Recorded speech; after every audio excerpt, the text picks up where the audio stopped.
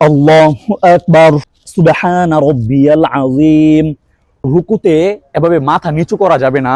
আল্লাহু আকবার, সুবহান রাব্বিয়াল আযীম।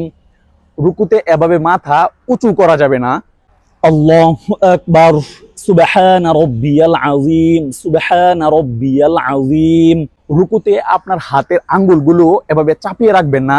এভাবে চাপিয়ে না রেখে হাতগুলো ফাঁকা করে রাখবেন। এই যে এভাবে ধরবেন, তারপরে সুবহান রাব্বিয়াল আযীম পড়বেন। আল্লাহু আকবার, সুবহান রাব্বিয়াল আযীম, সুবহান রাব্বিয়াল আযীম। আপনি যখন নামাজের রুকুতে যাবেন তখন আপনাকে হাঁটুতে ধরতে হবে, পুরুতে ধরলে হবে না। হাঁটুতে ধরে তারপরে রুকু করবেন।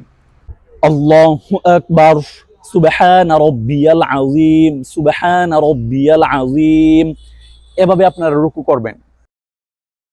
ইন্নাল্লাযীনা আমানু ওয়া আমিলুস সলিহাতি কানাত লাহুম জান্নাতুল ফিরদাউসি নুজুলা। নামাজে যদি আপনি এভাবে হাঁটুর নিচে কাপড় পরেন তাহলে কিন্তু হবে না। নবী করিম সাল্লাল্লাহু আলাইহি ওয়াসাল্লাম নামাজে টাকনুর উপর কাপড় রাখতে বলেছেন।